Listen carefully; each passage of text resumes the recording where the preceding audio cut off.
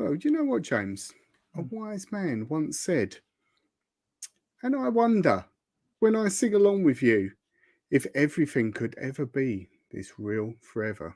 And do you know who that musical genius was? It was Dave Grohl. The latest pop culture news with your hosts, James and Matt. Welcome to This Week in Metropolis.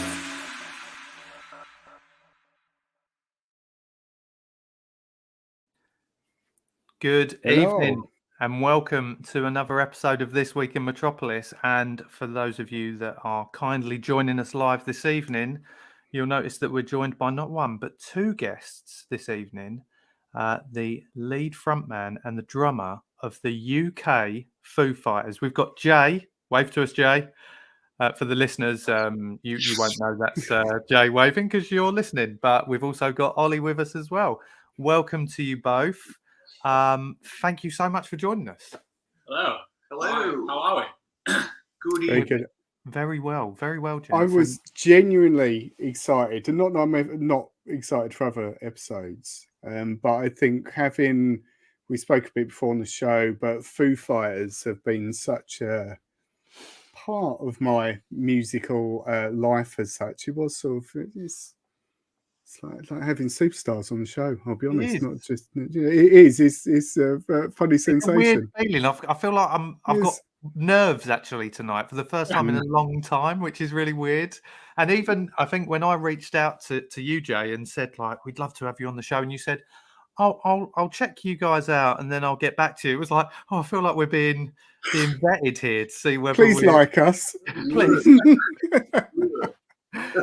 But listen, like I said, absolute pleasure to have you both on the show. So, I mean, obviously everyone knows who the Foo Fighters are.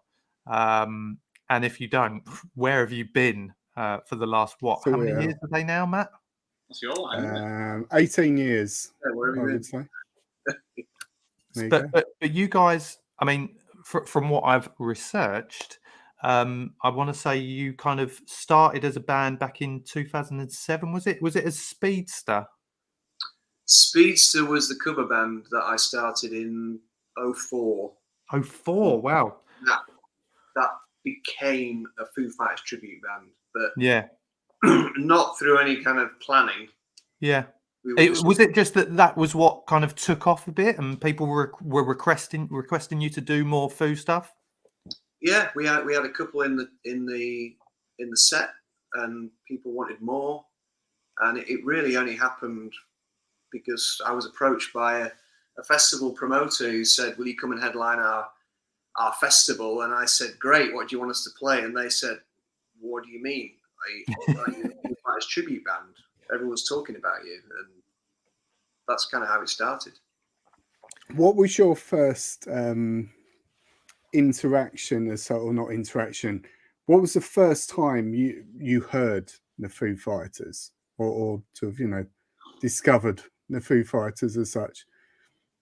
I'm gonna say this is my radio answer because I have to really jog. I'm not sure if there was a profound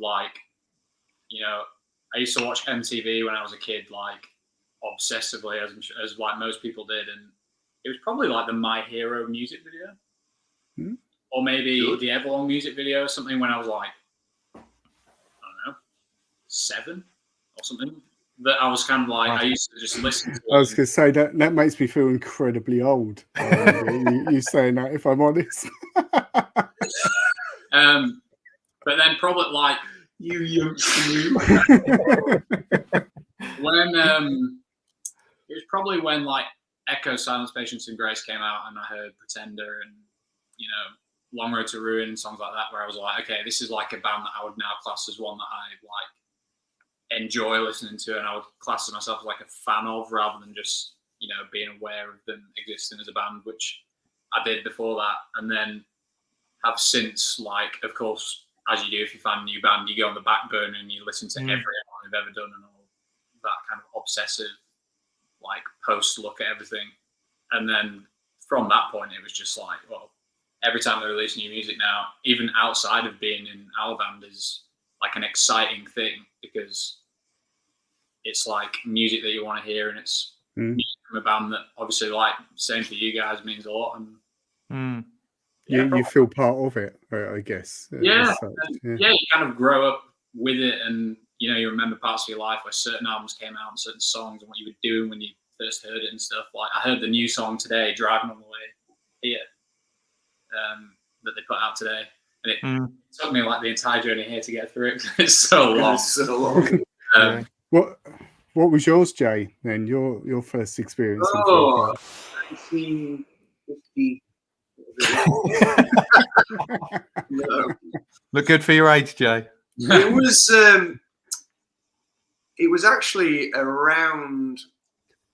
It was like late '97, early '98. A guy I was working with actually gave me a CD. He said, "You should listen to this," and it was actually a copy of The Colour and the Shape, and he gave it to me, and I went home and I listened to it. And it was the first time I'd really heard the word Foo Fighters, because I don't know why. I was in America in the early '90s, and I was aware, obviously, of the end of Nirvana, but I didn't really take any interest in what happened after that.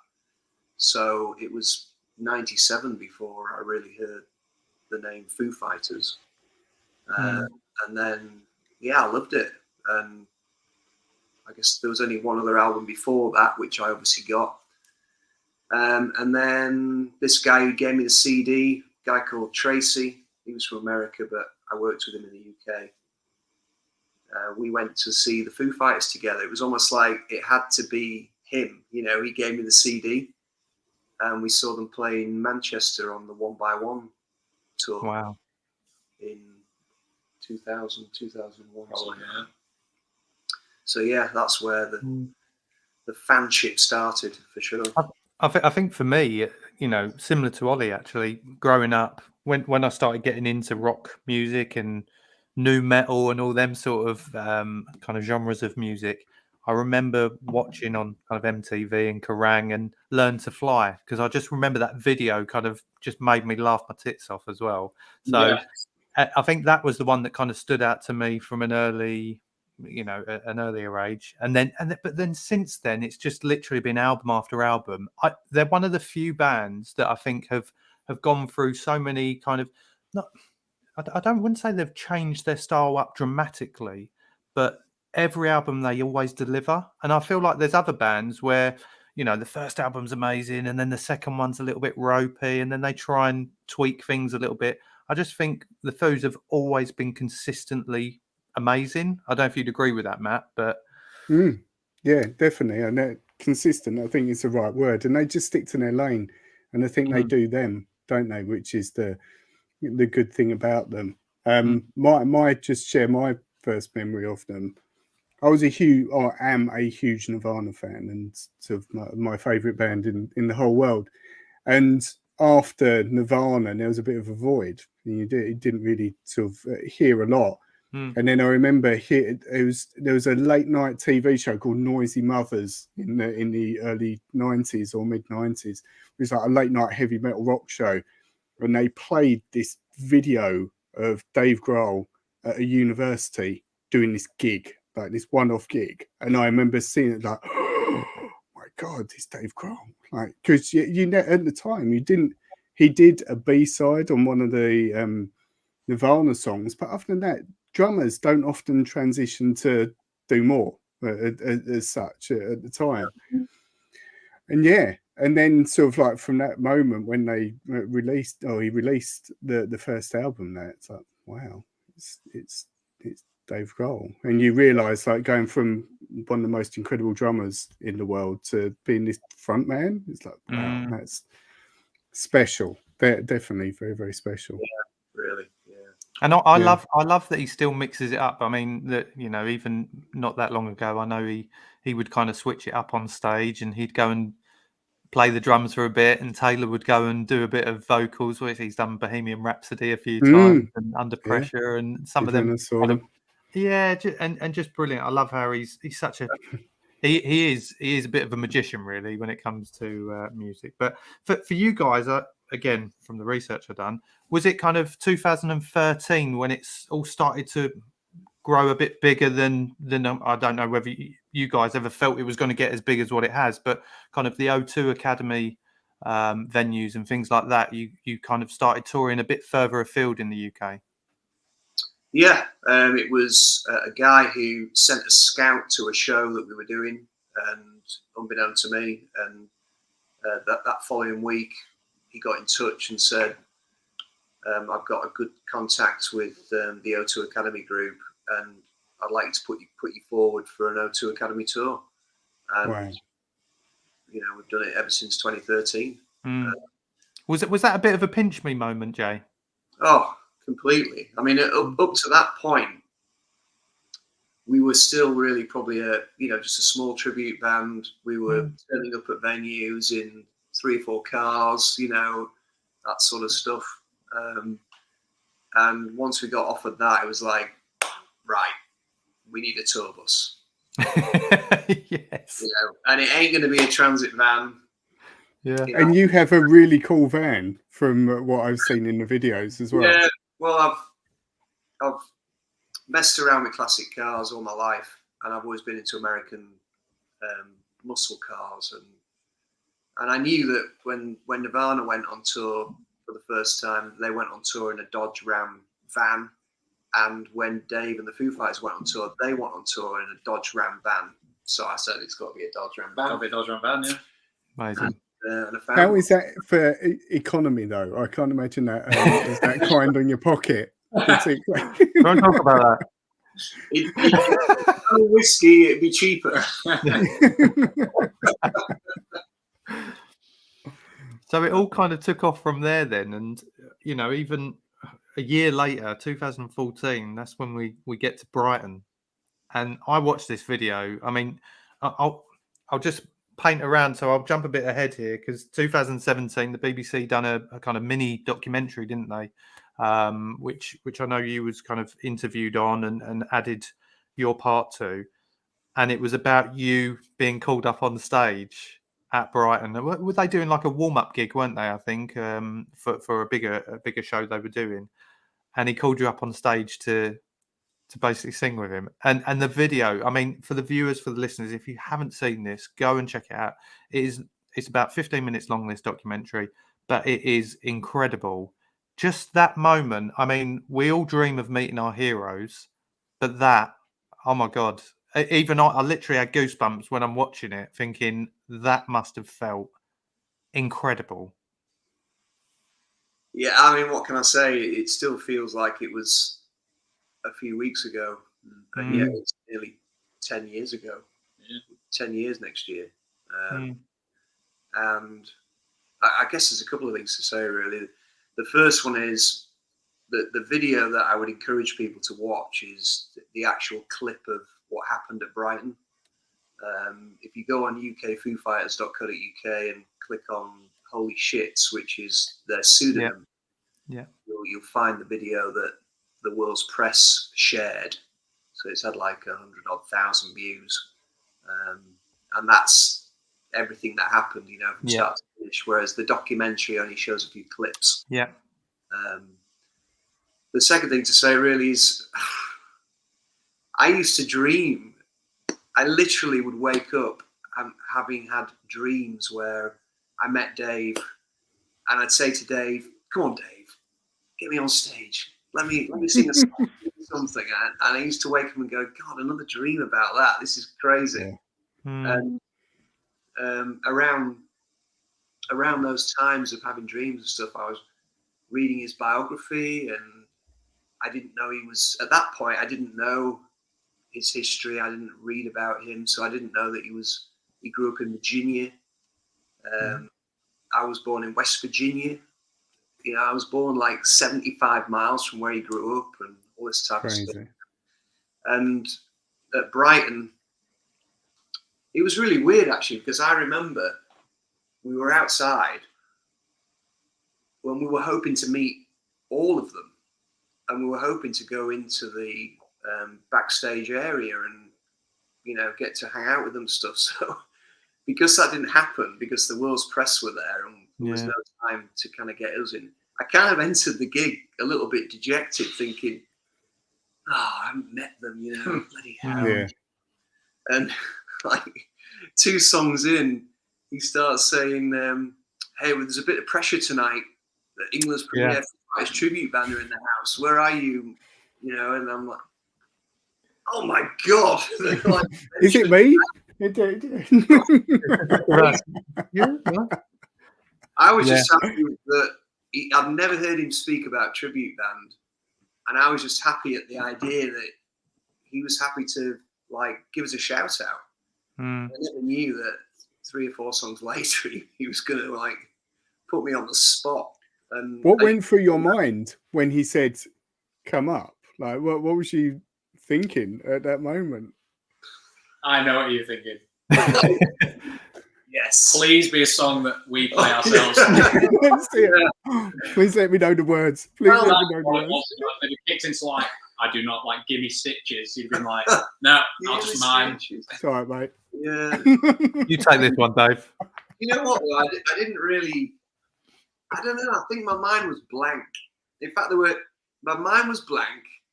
I was like excited. But the bit I tell some people, which I'll tell you, is I was chewing gum. Oh, yeah. And I don't know if my mind, if I'd gone into overload and like thinking, oh, I'm chewing gum. I'm like really chewing gum now because holy shit, I'm walking towards the stage. And I broke one of my teeth in the mouth. Oh my God. Suddenly from chewing gum, it's like going, I'm like, what is that? So just before I got on stage, you can't see it, but just before I got on stage, I spit into my hand and there's like 3 pieces of tooth. Oh and I my throw God. it on the floor. That's rock and roll. And I get on stage and I can feel, you know, like when you lose a bit of tooth, it feels like the whole tooth. My tongue's going, where's my tooth gone? And I'm getting on stage hugging Dave and I'm suddenly having to sing a song, which I didn't even know which song it was going to be. That's mental. Incredible. That is mental. And was it like you could go on stage and said, sorry, Dave, I've done something to my tooth, you know. Can you have a look? Well, that's more than a pinch me moment. That's a Jesus, I'm in agony, but I'm still going to get through That's this. it. I'm not going to let this moment slip. Wow. Like I say, But what did that do, like for you as a band? What you know, the day after? What was the impact as such of that exposure? Well, we had Classic Rock Magazine wanted to interview me. We were in Rolling Stone Magazine, Kerrang, Enemy. Social media went crazy. Which I imagine some of those, you know, I remember reading all of those sort of in the past. That must have been a bit of a dream as well, to be featured in those really recognised publications as well. I'm guessing. Completely. It's weird opening that magazine and seeing like your own face in it, isn't it? Yeah. Like the actual Rolling Stone magazine, and there's like articles about, you know, the night and what happened. So, Wow. yeah, it's a crazy thing, isn't it? Yeah, definitely. It opened a lot of doors. A lot of doors. Yeah. Ollie, did it make you think maybe I need to step up and be a frontman now to have this sort of moment? I mean, up until like the last tour, I was very happy just sitting in my little world behind my drum kit and singing from behind my drums and stuff. And it's only since like getting out front and doing like We Play Under Pressure live and Jay sits in on the drums and I go out front. It's only since I've got that where I walk up there and I'm like, oh, I can see why you like this. Like, I feel like some power. Do you want to play some more songs? Yeah. Oh. And the other thing is, in some venues, it's like the most I can see the audience because like the drums and just the chaos of being on stage, you can't always feel kind of the to and fro of the crowd. But when you get up there, it's like, oh, now I can see everyone like up close. There is a certain element of power that I am getting quite used to. No, so watch your know back, what? Jay, is what he's saying. Just watch. I was just going to say some of the pictures that you guys post from your gigs. I know, Ollie, I'm guessing you've either taken them or someone's behind you while you're at your drums, and just that visual of kind of seeing it through your eyes as such is incredible. Like you say, you can see the band, you can see the crowd. It's all in front of you, so that must be pretty epic. It's cool. It's the best seat in the house, and it's like a cliche that drummers say, you know, like being sat there. But you'll know that now. It's For one song, yeah. It's cool. You know, obviously it's a physical thing, so it's not like I'm sat down having a nice relaxing time, my balls off. But it is pretty. It's a cool thing. It's a cool thing to see. Yes, young man in the front here. It's nice to sit down. It's for me rest. Oh, nice. That's what I do under pressure. Goes, oh, nice rest. Right, let's go on then. Well, you could always pretend that you've hurt your leg and get thrown like Dave had for a while, can't you? As long as you remember to move your towel. If he forgets to move his towel, I sit down and suddenly I go, why is Have I pissed myself? Yeah. I remember the first time he did it. The first thing he said, like, the moment's happened, and I'm going back to my drum stool, and I'm like, dude, and he was like, oh, you could have moved your towel. I'm like, oh, shit, sorry. Well, I can just see a comment that I want to flash up to show you here is from Rachel Orion, who says, seen this band 5 times now. We absolutely adore them. So, again. Hi, Rachel. Rach. I think we know. Is that Google? I think that's Google. Yeah. Nice. Yeah, we know that picture from a social media. Do you know what? There's a couple of comments in here that make me laugh because it was a question I was going to say as well. So Fuzzy Dunlop and Triple G Comics, a couple of comic fans here. So 2 of the very best gigs I ever went to was the Bootleg Beatles and Oasis. Unbelievable tribute bands. I was going to say to you, me and Matt, like we were talking before we came live this evening, we see loads of bands listed, and you know the actual bands. I mean, we've seen some incredible bands, haven't we, in Norwich, Matt? Little old sleepy Norwich, but then there will be lots of tribute acts that play in Norwich, and they've always got a twist on the name. You've just gone for the UK Foo Fighters. Did you ever think about putting a funny twist on it, or was you adamant we don't want to be a joke, we want to be quite serious? I think I definitely didn't. I didn't really like the spin or the cheese, let's say, around. I felt like that takes something away from what you're doing. Yeah. But I understand why it happens. I understand that's the history of tribute. How I came up with UK Foo Fighters was not like a really well thought of. This is a plan. Yeah. When that guy rang me up saying, "Do you want to headline our festival?" and we weren't even a tribute band. I was at an American classic car show, and he rang me back and said, "Well, okay, do you want to do it?" "Yeah, okay, we'll do it." "How many songs do we need to learn?" "We only know 5 Foo Fighters songs." "Well, you need at least 10. "Right, okay, we'll learn another 5. "What should we bill you as?" And literally that day in Bedford, there was a tribute band on that evening, a Beach Boys tribute band. And I had the flyer in my hand, and they were called UK Beach Boys. And I just said, "Oh, bill us the UK Foo Fighters." Yeah. I never really put any thought into it. But it works. I think it does work because it doesn't need to kind of, again, it instantly gets your attention. Even the kind of branding. I love the branding that you guys do. I think it's awesome. And you mentioned there, going back to when you got that call about the set list and things like that. I mean, that's one of the things. I'm going to see Arctic Monkeys next week. Are you going to Arctic Monkeys, Matt? Oh, I'll see you there. I saw set list last night. Oh my god!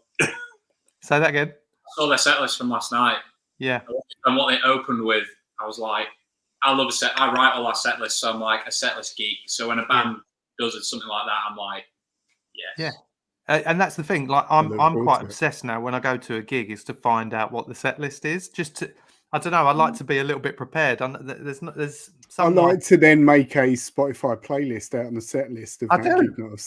Yeah, that's nice as well to do that. Yeah, but I was going to say, with the Foo Fighters, because they've got such a library of songs, how do you pick? Is it purely? Are you got? We did talk. Do you know them all? I Yeah, guess is the yeah. question as well. It's a long show, isn't it? Mm. Yeah. we must be knocking on 50 plus. Yeah. 60. Wow. But we don't play them all together on the night. No, we probably have I would say there's a core of probably 20 that. The hits, with every as such, I guess. You know, an album then has a new greatest hit on it. Like Run, I would say, is now like 7 years old. Yeah. And I think they'll probably play. I don't know if they've played it on this tour actually, but I would class that as like a new greatest hit. Like we would probably never play a show and not play that song. And then for us, we probably get 5 or 6 songs out of 26, 27 songs where we can go, okay, what deep cuts do we want to play and how do we want to change it up night by night so that people are still obviously hearing the greatest hits because that's what people do for a lot of them, but then you still appeal into the kind of the proper diehards that are in that want to hear the songs that even the Foo Fighters haven't played for years or have never even played at all. So it is getting every album that comes out. It's like, oh, how are we going to not play that song? It's like the set just gets longer and longer. Now we're at 2.5 hours with no breaks. Wow. Wow. Incredible. Yeah. Does the I take it you've seen the Foo Fighters many times now. Is your show influenced by them in terms of performance as much as it is sort of the songs that they play as well? Oh yeah. Oh yeah. Yeah. No, it is, and it. You know, the best tribute to anyone I've ever seen is Ben Portsmouth, who's an Elvis impersonator.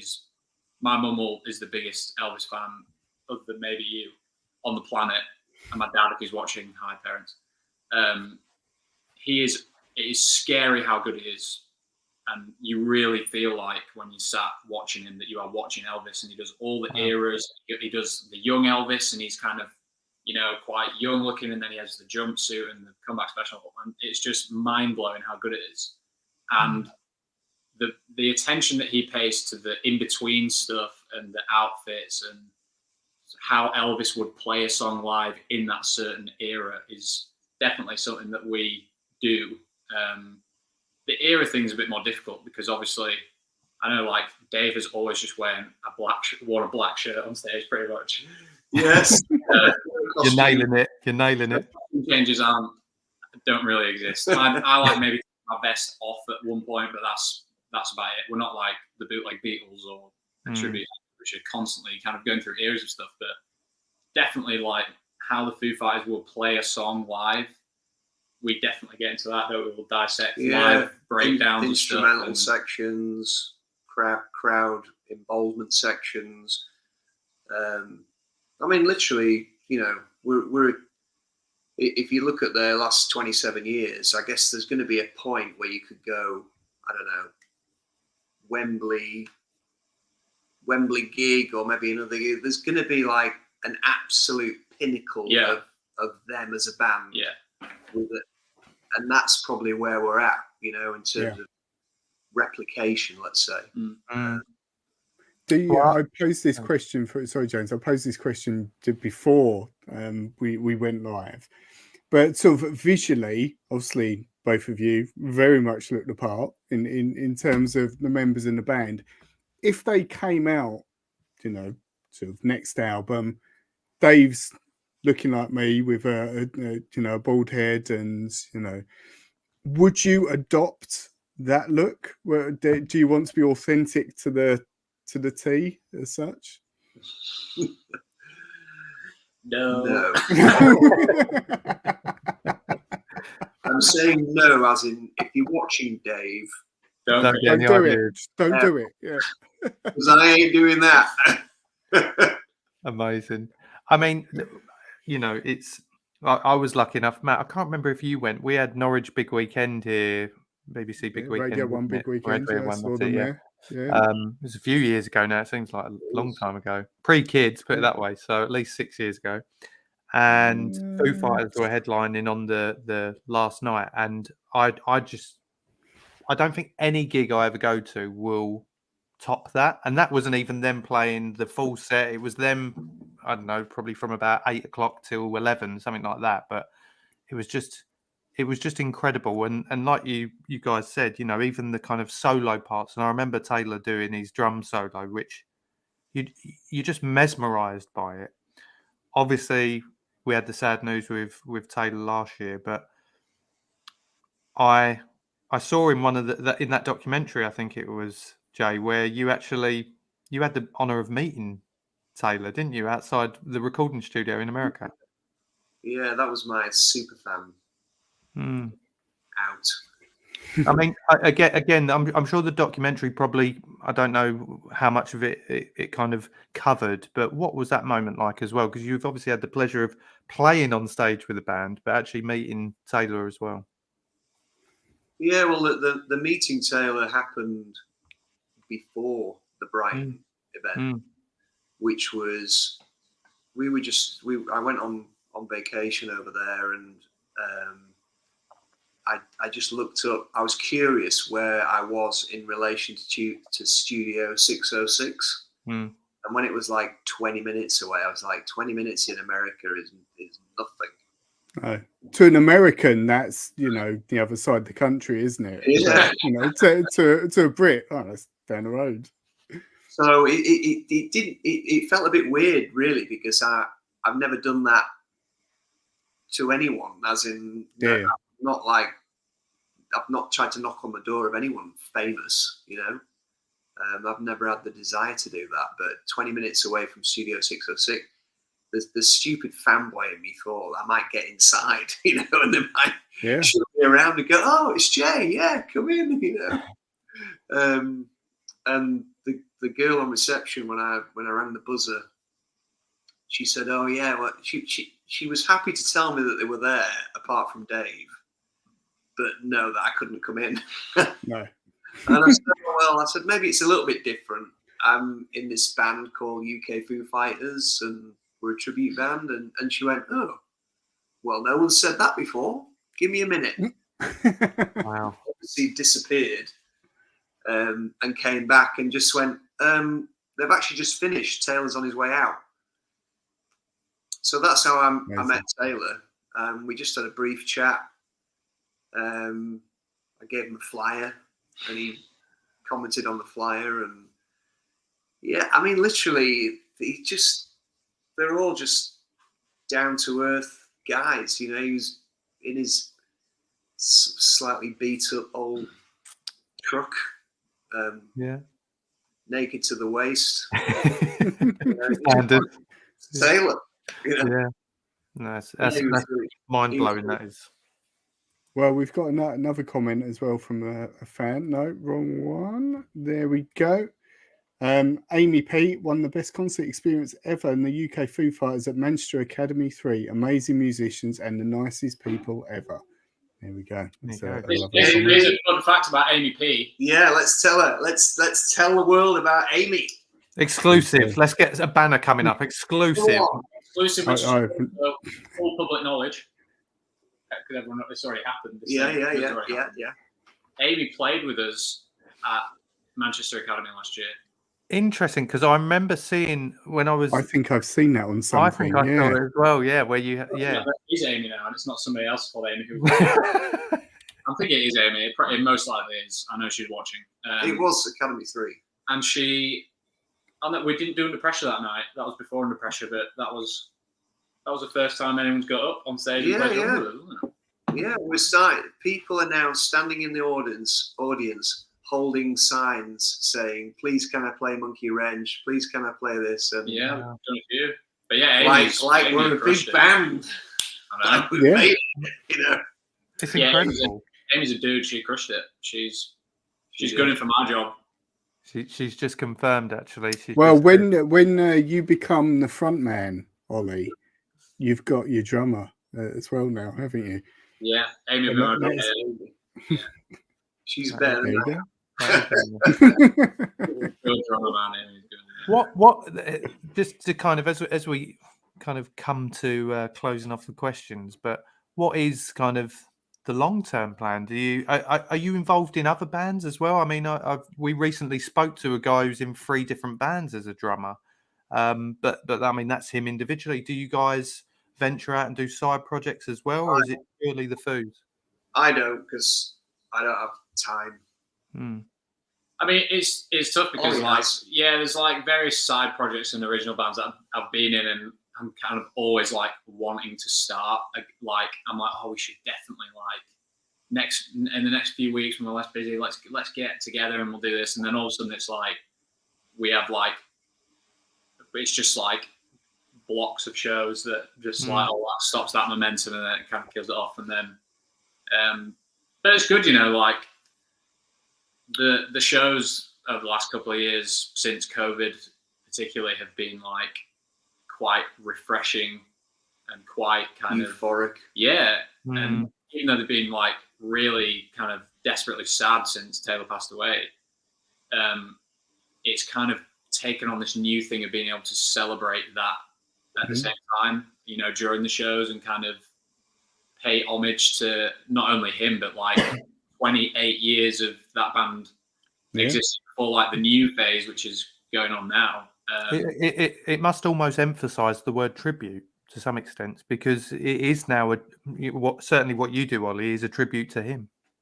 Yeah, and I definitely felt that kind of in the, you know, the very early weeks, and even the day that he actually passed away, we had a show that we were playing, and it kind of felt like this kind of weight at the start, just because I knew that there'd maybe be more eyes watching than kind of normal. Not that people didn't go to the Foo Fighters shows and watch Taylor, because he was just like an enigma. A presence. Like it's why I just adored watching him, because he was just like this just ball of chaotic energy the whole show, and he never once relented, like first song to last song.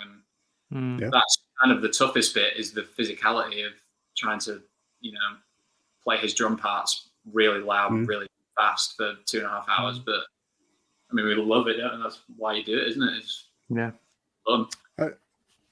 I think you've sort of answered the question a little bit there, but from just as a confession, I've never seen a tribute band in my life.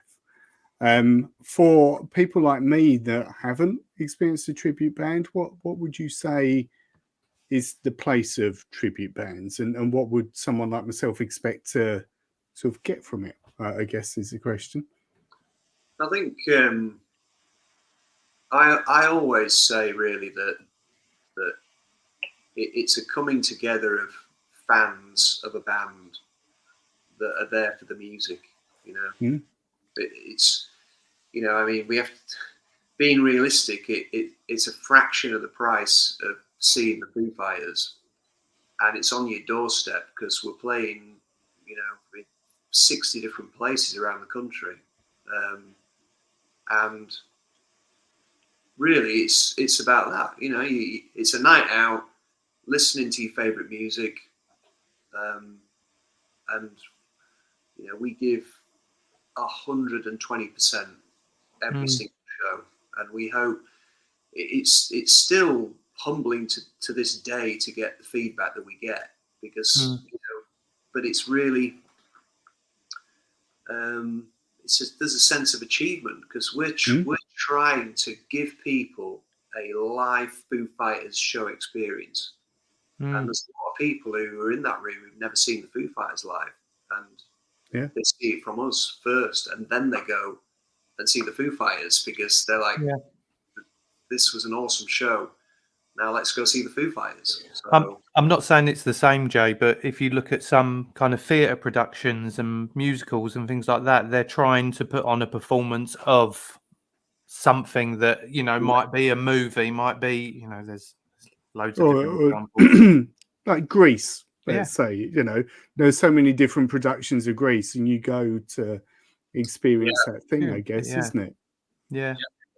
But this is just, you know, there's nothing's recorded. We're not playing to a click track. We are literally giving people a raw Foo Fighters show with instrumentals and sing-alongs. You know, we get the crowd singing from like the third song in, and they are amazing. They, you know,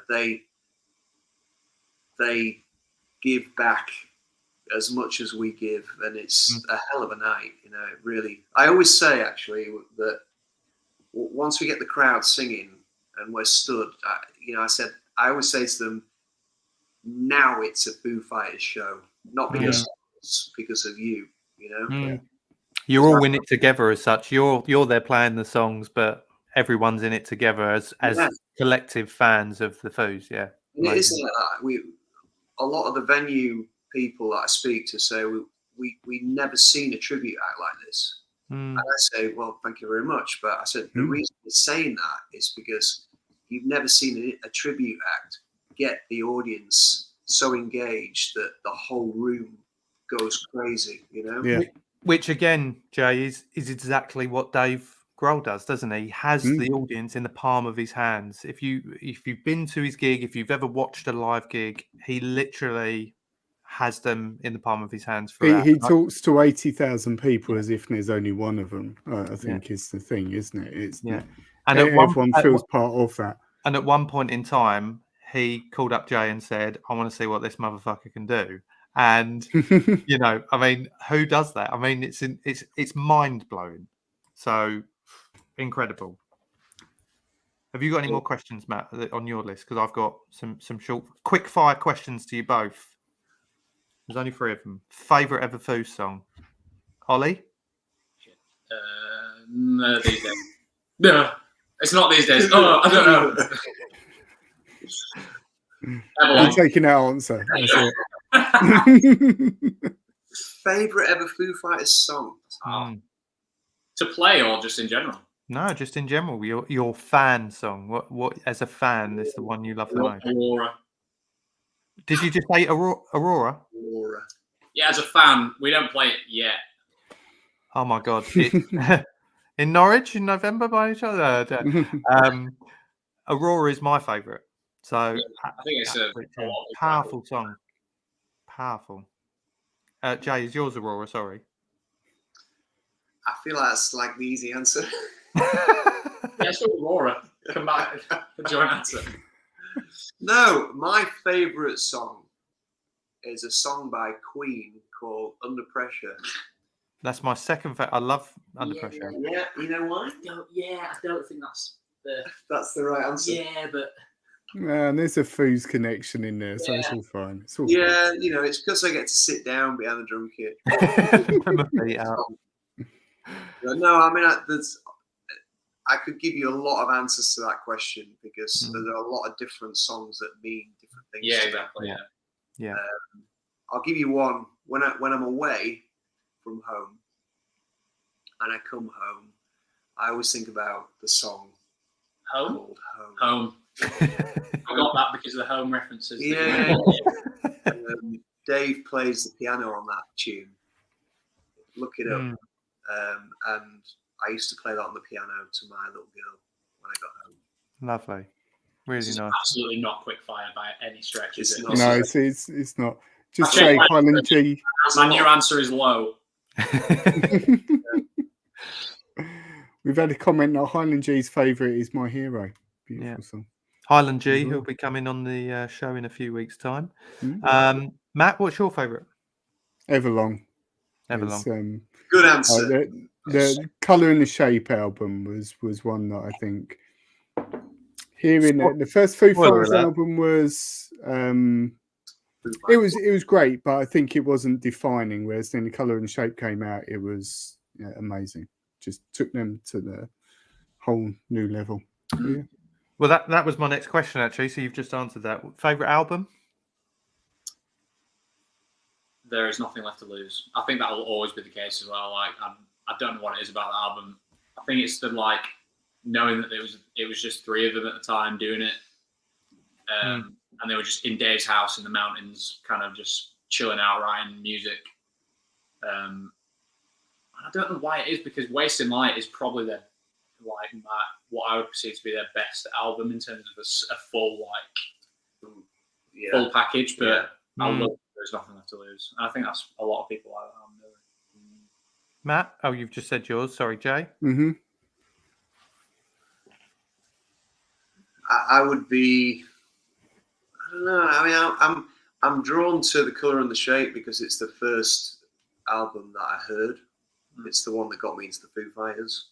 But a bit like Ollie, I mean, Wasting Light was just incredible, and especially they did a live stream from Studio 606 when they released that album. Mm. They played every song from start to finish, the whole album. And if you watch that, even today, the power in that performance is incredible. You know, it's better than the album almost. You know, so yeah. Mine links kind of in a similar way to that, because mine's actually, although kind of, I think all of their albums, they're like you guys have all said, they're so tough to kind of pick a favourite. But Sonic Highways, there was something about Sonic Highways for me, because they done a documentary as well where Great they kind series. Love that series. They went for every song. Yeah, And it was just, I don't know, it was kind of getting that kind of reference point to how they wrote every sort of, you know, Dave certainly wrote every song. And just the songs as well, like in general, I find them amazing. Literally from start to finish, love that album. Yeah. No, there's some Great album. Yeah, it's something from nothing. It gets slept on that album and people don't like it, but I think it's great. Yeah, couldn't agree more. And last one from me is the favourite venue you guys have played at. Oh, easy. Picture Dome, Home Firth. We played it last week. It's just like, forget the fact that there's a snooker table and I'm a big snooker fan. It's an hour away from where we live. It's always like 30 degrees when we turn up there. It's always cold out. And it's always just like, from the second we walk on stage, it's just like this wall of noise. Amazing. Ready for it. And it's just like an awesome place to play. And maybe apart from you, all the lads in the band will probably agree with me. I know Lou definitely will. But you probably have a different reason. Yeah, it's Brighton. Why is that? Well, it's a place called 2. What happened there? I performed with the Foo Fighters. Did you really? Yeah. So that's interesting that you choose that one, Joe. Yeah. To be fair, that is a very close second for me as well, because it's an awesome place. Great venue. Well, hopefully, come November, when you guys are in Norwich, it hopefully ranks up there in at least your top 5. That's what I'll hope for. Me and Matt will certainly be coming along to providing some of that wall of sound for you. Yeah. Well, it's going to be to know that it could be Matt's first tribute band show. Yeah. It will be. Yeah. We'll see other tribute bands until whenever October. I'll make sure he doesn't. I want his virginity to be taken by the UK Foo Fighters. That's a weird sentence to throw out there, isn't it? But yeah. Invite you backstage earlier. That's an interesting night. That's planned. Yeah. Oh my God. Before we get into the final segment of the show, which is the anniversary spread, I just want to say a huge thank you to you both for joining us this evening. It's been an absolute pleasure talking to you about kind of the history of your band and kind of what you guys have gone through, and it's just incredible. And I can't wait to see you guys in towards the end of the year. No, it's good to be here. Thank you. Well, the main thing is now, because a lot of our regular viewers will be, and hopefully the new viewers will become new viewers. They are all keen to see who prevails in this week's anniversary spread.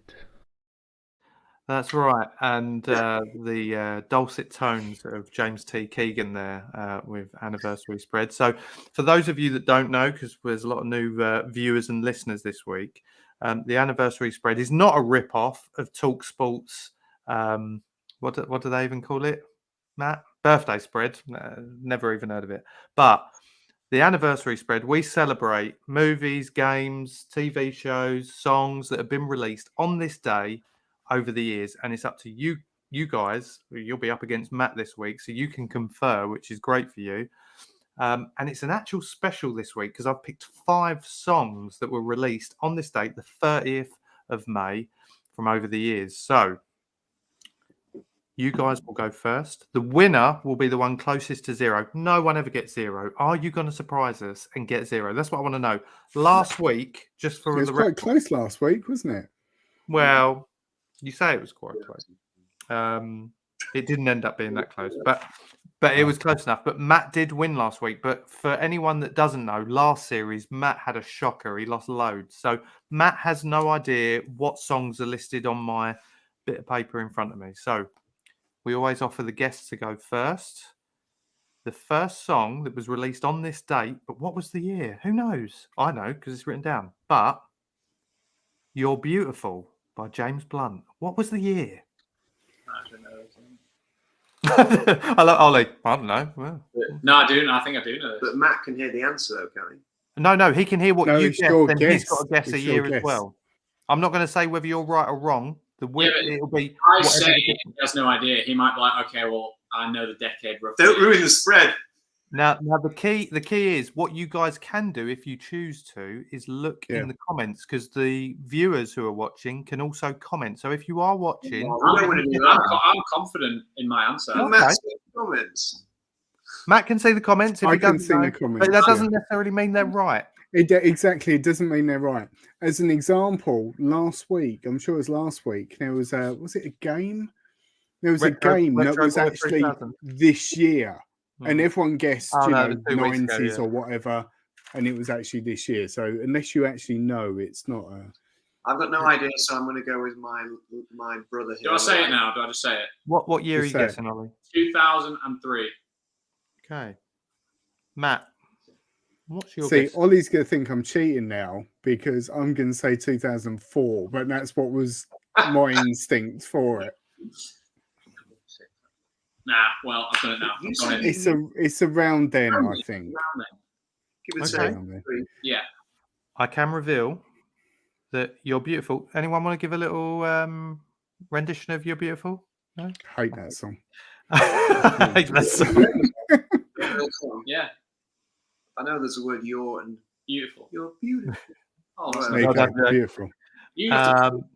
It was released 2005. No!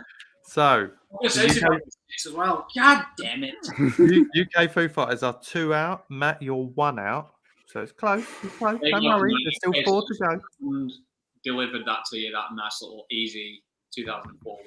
I go first next though. So let's. So you get to judge on the next one. So the next Yeah. one is the song "Girls Like You," released on this date, by the way, 30th of May, by Maroon 5, which clearly is not one of Matt's go-to tracks. No, I've never heard this song. For the Sure I record, haven't. the UK Foo Fighters, Ollie and Jay, are deep in communication. I'm gonna say 2015, 2015. and that is a complete guess because I have no idea. Okay, so UK Foods, are you aware of the song? Yes. No. Yes. I know the band. Like, I can. This is. I tell you, who'd be great at this, Rick. You just go. I know it. We don't have a phone a friend option, unfortunately, but next time. But we have had a request for a petition for you two to join Pointless. Oh, that would be amazing. I would love to see that. Wolf and We have just for the record, just to intervene, we have just seen one of our first ever guests on this show, which was like 3 years ago now, appear on Britain's Got Talent, which is so stand-up comedian Marcus Birdman, absolute legend. So if you guys want to be on Pointless, you know, getting on this show means that it can only go up. It's a stepping stone. Yeah, definitely. Anyway, Girls Like You, Maroon 5. What are you guys going for? Matt's gone for 2015. no, because the last one was that. It's not going to be the same as that. Is it? Sorry. Deep You in can say it out loud now because I've had my guess. It doesn't matter. Time ago. Fuzzy Dunlop's going for 08. Yeah. Oh yeah. Yeah. So, are they still around? They are, yeah. I think they For call the it. listeners, they're deep Oh, in. it's- There's a deep You said discussion. that's my one guess. So so What did Matt say? 2015, Which is a complete guess. I don't even know. I think I'm going to no go idea. 08. 2008. which is the same. Which is Fuzzy Dunlop guessed 08 was in, Oh, in the so we're not comments. looking at comments. We're not looking at comments. Okay. I can reveal Girls Like You, sung by Maroon 5, was released in 2000, and there is an 8 in it, but it's 18. Oh no, guys. Maroon 5 still going. I was going to say exactly the same thing. You were 10 Clearly out they there. are. Yeah. So you're up to plus 12 now. What's Maroon 5? Matt's up to plus 4, so there's 8 in it. But that's fine. That's fine. 8 in it is fine. Everything could change. That's There's 2010. still- What year was the answer? 2000. 18. Oh yeah, but he was still closer. So we move back to you guys. You're going first on this one. The song Wiggle by Jason Derulo. That annoys me. Wiggle. I'm so fucking. Wiggle? I have no idea. But don't worry, because I don't think Matt will know it either. 1920. Is that your final answer? I think that might be wrong. Yeah. We've got Phil's Nerdiverse. Good fan of the show. Phil saying Do you want to know his 2012. guess? Yeah, I was going to say. 2012, he's saying. No, he's changed his mind actually. Oh, now. no, sorry, 2011, he's saying. So, I love how I'm going. I don't know because I literally have no idea. All I know is that I feel like that's quite last 6 years. Okay. That's what I I feel like the gut feeling there. Yeah. Let's go. 2020. 2020. I'll go with that. Does that make a difference? Ooh, could. Would he do that to us? He I wouldn't might. do anything. What was the last one? Fuzzy Dunlop's come in. We've got 2013. Yeah, he was way out though on the last one. And I think, Don't trust him. I was way Well, out. actually, how old is Jason Derulo? 75. 75. So, yeah, old then. I just know he likes to got- say his name a lot. he's got to be late 30s, isn't he? It's a He's been long around way. for a while. Oh, he's not. He's It not in needs- his age. It needs to be a good guess. 2016. Okay. I like it. With confidence. Nah? Help, Amy. Help. Anyone? Google. Rocker. Send us the answer. I'm going to say, and this is slightly tactical, I'm going to say 2018. But I have genuinely no idea. So the same year. Okay. Was the last one? No. Yeah, No? well, same as the last one, isn't Yeah, it? 2018, yeah. Okay. So if it's right, you can thank me. So if it's lower than that, then we're right. I can reveal that Wiggle, the big hit by Jason Derulo, was released in 2014. So Wow. UK Foos are only 2 out. So you're up to plus 14 now. Matt, you were 4 out. So you're up to plus 8. So there's 6 in it. Gotcha. Okay. It's quite close. We now move back to Matt. This is a shocker. Wait for this one. You thought the last one was hard. We've got the song It's Everyday Bro by Jake Paul. Who knew he released a song? I did not know that. Do you know who Jake Paul is? God. And he's a YouTuber, right? He's a now- YouTuber, come boxer, come. Arsehole. He's a knobhead, yeah.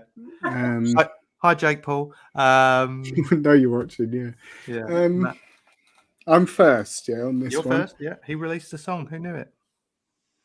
Jack of all trades. He's not been around for that long, has he? I don't think. I don't know. 2005. It's been around a long time. 2005.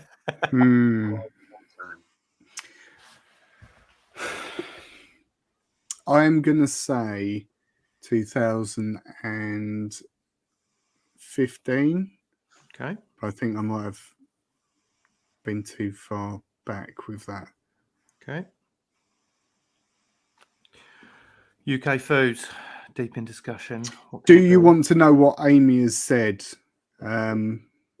You asked for Amy's help before, and she's had a guess. Do you want to know what that is? What Amy has. Yeah. I can get it up on the screen because I am in control of this. There you go. Ooh. Oh, we've all just to say we've also had. There's a lot of Jake Paul fans. There's a lot of 2017s. Yeah, There's, Highland G though he does say 16. What did Matt say? I said 15. If we get it wrong, we go too high. I like the fact that Phil's Nerdiverse says, "I so don't want this to be right because I hate this guy." So Yeah. Some bad blood between. Also, this is one of my favourite comments. 2000 and knobhead, love it. Yeah. Ghoul girl, get in. If Amy's wrong, she's banned from. No. We should put some sort of prize if she's right. If she's right, Let's go with that. What Amy thinks. Yeah, I think we should go with Amy. okay. Amy's young. She'll know. Amy She'll know. is a kick-ass drummer, Nice. and we trust in her tonight. In Amy we trust. That should be the hashtag. We trust. I can reveal that one of you two, it's very free, but 2 versus 1, has had a direct hit on this one. But is it Amy's guess? The year was 2017. Is that what we said? Yes. Yes. I love Ollie. Was that us? I don't even know. And there are now conditions that you have to let her play Bohemian Rhapsody now. Yes. What is it? which is Ollie's one chance to shine. Oh god. I don't know. Well, that does bring it very close, and it's actually in your favour, guys, because whoever is winning, and at this stage Matt still is winning. There's 4 in it, so you guys are on plus 14. You stay where you were. Matt's now up to plus 10, so there's 4 in it. 5 will win it. 5 either side of whatever Matt guesses. Okay. Now Matt, because he's winning, he has to go first. Yeah. Because then you'll know 5 either side of what Matt guesses will win you the game. So Matt, wow. The song, it's always a funny one on the end. It's an awful song. Girls Just Gotta Have Fun by Sophia Grace Brownlee. What? What? You mean Cyndi Lauper? No. Girls Just Gotta Have Fun by Sophia Grace Brownlee. Matt. You've just made that up. It was released on this day. I can reveal more afterwards. I thought we had a great chance of this. I thought we had like 80 songs, 90 songs. Well, it's all modern music where I'm not good at. Well, I won't lie. There is a lot of modern stuff in this. Well, I agree, because normally we've got quite a variety. Can I just tell you all that on this day there was only 5 songs that were released on this particular date? And it's these 5 basically. It's these that we're 5. stuck with. So, you get what you're given. So never release a song on this date. Music. I'm going to go rogue with this because I have no idea and say 1999. Okay. And that could ruin me. Absolutely ruin me, couldn't it? Yeah, that's.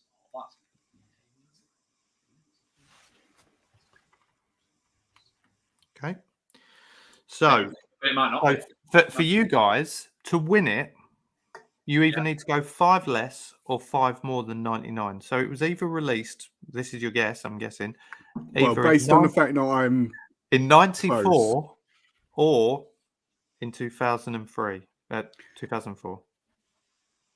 Ooh. do you want to know what Amy said as well? If you're Yeah, but banking she's on her, probably googling, wisdom. to be fair. So let's not get involved. Well, too late. Amy says 2013. Amy's if probably you'll googling need- all these.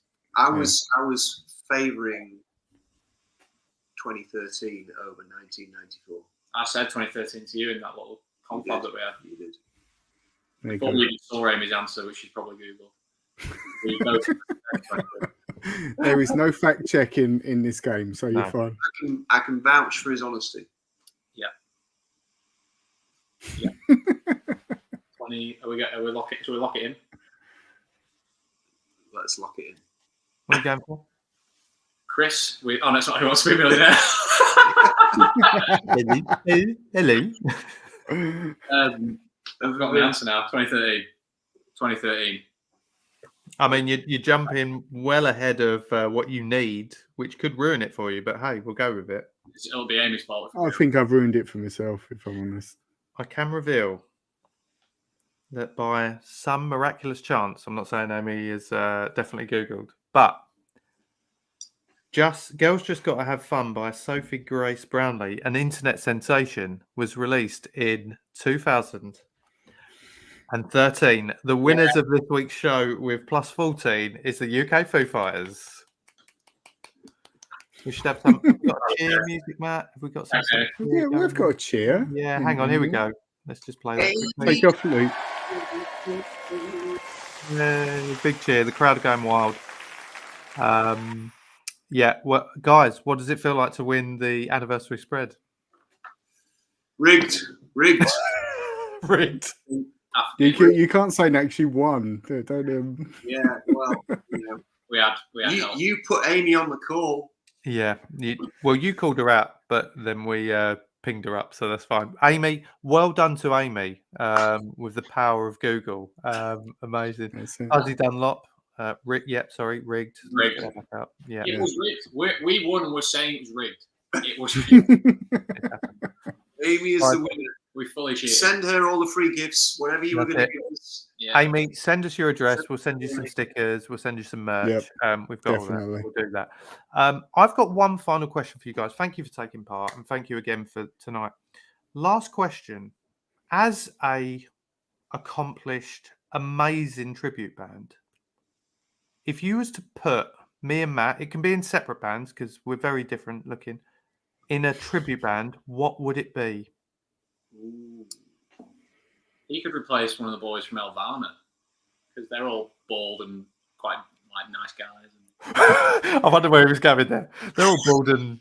No, you look like bass guy from Elvana, who's a friend of ours, and you could easily just if Elvana needed a deck one day, he could play any of the instruments and no one would know that they'd switch off because they all look exactly the same. Generic man. I always said Matt could be the lead singer of the Smashing Pumpkins. Yes, Billy Corgan. Yeah, you got Billy Corgan. Phil Collins. Phil Collins, yeah. You're just getting stereotyped as any kind of bald. Any bald guy. All look the same. Yeah. You'd be Ben from Biffy Clyro, the drummer from Biffy Clyro. There you go. Let's go with that. That's a cool one. You'd be the drummer in Biffy Clyro. I'll take that. James, though. De Gea, who's a Manchester United goalkeeper, but you won't know who that is. Thank you. I'm a Man United fan, so I love He's a Man United fan, so, that's made his evening. No, but actually in a band, have you got... I'm quite a good singer as well, just for the record. Yeah, I think you've got an era of Blur, Oasis sort of era. He could be Damon Albarn. I like that. Nice. I like that. Thank you. Good answer. I'm going to take that to the grave. You be the new lead singer Blur. Sorry, Damon, you're out of a job. I love Blur as well. Yes, that's a very good shout. You just need a big, massive ear hole thingies. Just for listeners, Google has said Dave from Disturbed for me. That guy's got an incredible voice. Shame, Matt. That's a shame. Or for James, Rick Witter from Shed 7. I can see that as well. Yeah. There you go. Yeah, any kind of 90s. Brit pop. We're just fully stereotyped, aren't we, based on We looks? have, It's yeah. really nice Well, of that, really. that was the question. It was. Yeah, that's it. Much appreciated. Well, listen, guys, as I've said 1,000,001 times, absolute pleasure to have you on. Thank you. We have gone over our usual amount of time, so really appreciate you spending the evening with us chatting. Where can our viewers and listeners find you on social media, your website? Where can they go and listen to your stuff and obviously see you? At UK Foo Fighters on all channels, including TikTok. Yes. Which is growing rapidly. Is it? Yeah, it is, yeah. Because of all my posting. Social media, UK Foo Fighters, ukfoofighters.co.uk. Come see us at Shepherd's Bush Empire in 1 month London. today.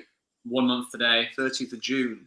Shepherd's Bush Empire. It's going to be Incredible. very exciting. And on the website has got all the different locations and where to get tickets and so forth. So do go and check out where that is, and all the videos that we've mentioned as well. So make sure you go and follow them. Go and check these guys out. They are incredible. It's been an absolute pleasure of mine and Matt's to have you guys on. Stick around after we played the outro. We'll say goodbye to you separately as well. But for now, thank you so much. Thank you. You're welcome. And we will see all the viewers, and hopefully we've gained some new ones as well next week. But for now, goodbye. Hope you enjoyed the show. If you did, don't forget to like and subscribe on your favorite service. Past and future episodes can be found on all major streaming platforms, including Amazon, Apple, Google, Spotify, and YouTube. You can also contact James and Matt via Facebook, Instagram, TikTok, and Twitter. They will return in the next This Week in Metropolis.